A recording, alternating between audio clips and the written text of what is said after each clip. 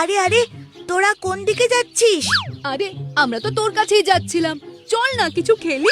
একদম আমার মনের কথা বলেছিস। চল, কি খেলা যায় বলতো? শুনেছি নদীর ওপারে যে আমের বড় জঙ্গলটা আছে সেখানে প্রচুর আম হয়েছে। চলো না আমরা সবাই গিয়ে গাছে চড়ে আম পাড়ি। কিন্তু তুই ওখানে কি করবি রানী? আমরা যখন একটা গোটা গাছের আম শেষ করে দেব, তখনও তুই একটা আম নিয়েই হিমশিম খাবি।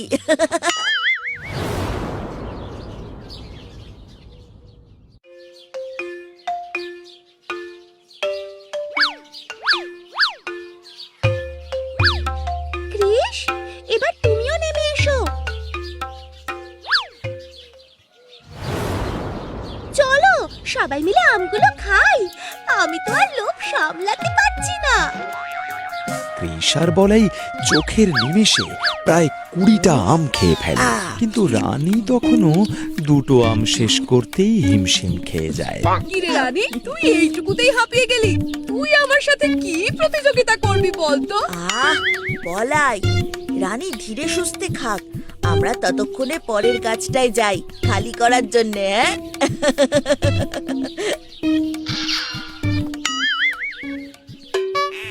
আরে তোমরা দাঁড়াও, আমিও আসছি।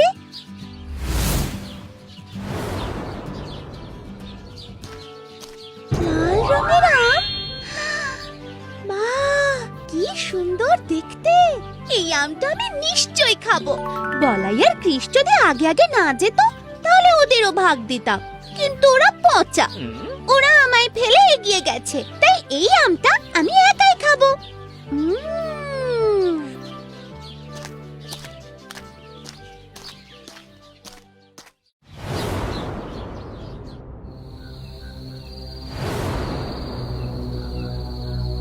কি ব্যাপার, এই তো পেট ভরে খেয়ে শুলাম, তাহলে আবার এত খিদে পাচ্ছে কেন?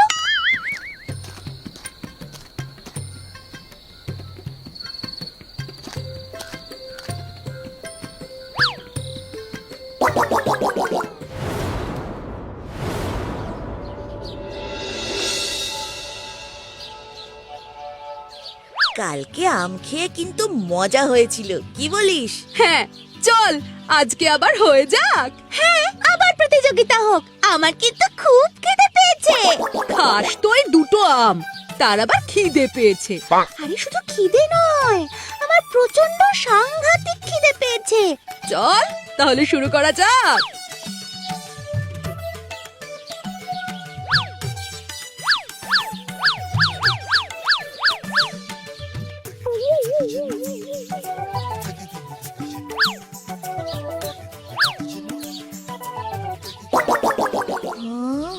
রানী, তোর কি হয়েছে?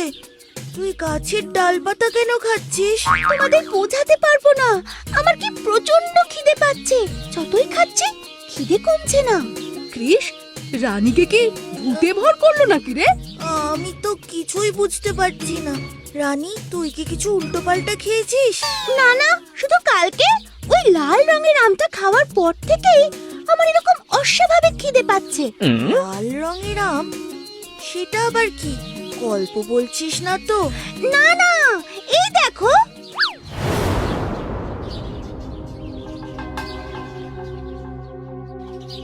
বিষয়টা তো আমারও মাথার উপর দিয়ে যাচ্ছে।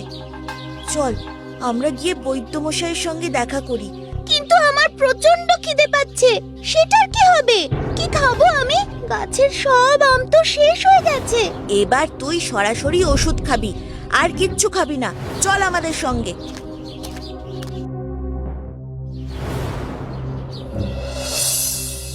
মা রানী, তুমি এই লাল রঙের আমটা কোথায় পেলে মা? জঙ্গলে পেয়েছিলাম বৈদ্যমশাই। না না বাবা কৃষ, এটা ভয়ের বিষয় নয়। এই আমটা প্রকৃতির দান বলতে পারো। 100 বছরে একবার এই আমের ফলন হয়, আর এই আম যে খায় তার অস্বাভাবিক খিদে পায়। এই আম ওষুধপত্র বানাতে সহায়তা করে। আমাদের রানীমা না জেনেই এই আমটা খেয়ে ফেলেছেন, তাই ওনার এত খিদে পাচ্ছে। তাহলে এর প্রতিকার কি বৈদ্যমশাই? হ্যাঁ বৈদ্যমশাই, এর প্রতিকার বলুন। রানী যে খুবই কষ্ট পাচ্ছে। রানীকে যদি এখন শ্বেত শুভ্রা ফুলের পরাগ থেঁতো করে সূর্য অস্ত যাওয়ার আগে খাওয়ানো যায়, তবেই রানী আবার স্বাভাবিক হয়ে উঠবে। এই শ্বেত শুভ্রা ফুল কোথায় পাওয়া যায় বৈদ্যমশাই? সেই রাস্তাই বড় কঠিন বাচ্চারা। সেই ফুল আনা এত সহজ নয়। সেই ফুল একমাত্র পাওয়া যাবে এই গ্রামের উত্তরে তেপান্তরের মাঠ পেরিয়ে যে মহাকালের গুহা আছে, সেই গুহাতে। আমি যাব সেই ফুল আনতে। না না না না বাবা, এতে তোমার জীবনের ঝুঁকি আছে। সে থাক বৈদ্যমশাই, আমার কাছে আমার বন্ধুর জীবন বাঁচানো বেশি গুরুত্বপূর্ণ। কৃষ, তুই তো জানিসই কোনো অভিযানেই তোকে আমি একলা ছাড়ি না, তাই তোর সাথে আমিও যাব। তাহলে বৈদ্যমশাই, আপনি শুধু ওষুধ বানানোর প্রস্তুতি নিন। আমি বলাই আর টুনি সূর্য অস্ত যাওয়ার আগেই আপনার কাছে সেই শ্বেত শুভ্রা ফুল নিয়ে হাজির হব।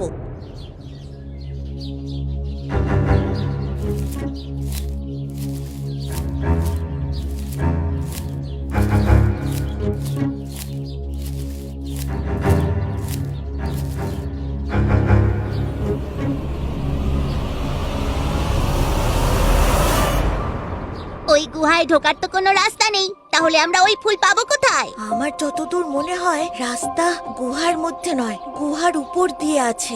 এখন উপায়? মানে হলো আমাদের এখন এই গুহার উপরে চড়তে হবে। ওরে বাবা, এটা তো অনেক লম্বা, যদি পা ফসকে পড়ে যায় তাহলে তো মরে যাব। আরে টুনি, সেই ভয়টা তো আমার আর বলাইয়ের পাওয়া উচিত। তুই কেন ভয় পাচ্ছিস বলতো? তোর তো ডানা আছে। না মানে মানে তোদের দুজনের জন্যই আমি ভয় পাচ্ছিলাম আর কি। না না, মজা করে সময় নষ্ট করা যাবে না।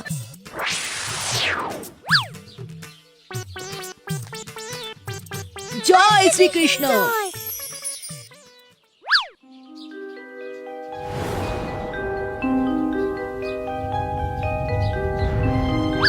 কৃষ, আমাদের হাতে আর সময় নেই, সূর্য অর্ধেক ডুবতে বসেছে। চিন্তা করিস না, আমাদের সাথে শ্রীকৃষ্ণ আছে। ওরে বাবা, এই গুহার উপরে সরস্বতীর মূর্তি কি করছে?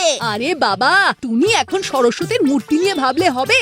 এখন ফুলটা কোথায় সেটা খোঁজ। দাঁড়া বলাই, 1 মিনিট। শ্বেত শুভ্রা, শ্বেত শুভ্রা মানে, হ্যাঁ শ্বেত শুভ্রা মানে তো সরস্বতী। হ্যাঁ ঠিক ঠিক, সরস্বতী। চল সরস্বতীর মূর্তির কাছে গিয়ে খুঁজি, নিশ্চয়ই ওখানে আমরা ফুলটা পেয়ে যাব।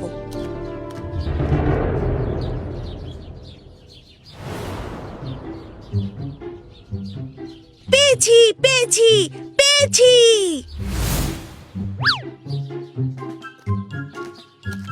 এবার চল তাড়াতাড়ি এই ফুলটা নিয়ে বৈদ্যমশাইয়ের কাছে যেতে হবে, হাতে আর বেশি সময় নেই।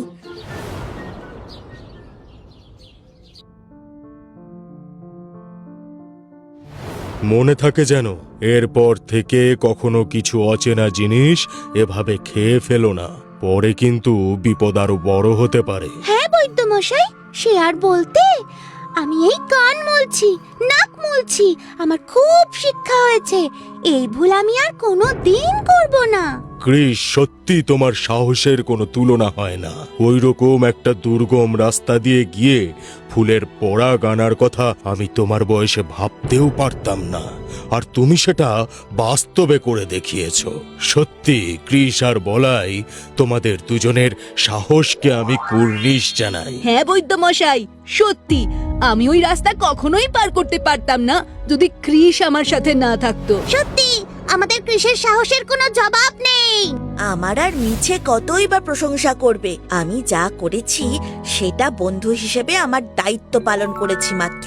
আর রইল কথা সাহসের, আমার সাহস যোগান শ্রীকৃষ্ণ স্বয়ং। যার বন্ধু শ্রীকৃষ্ণ, সে কি কোনো দুর্গম রাস্তাকে ভয় পায়? কখনোই পায় না। Yeah.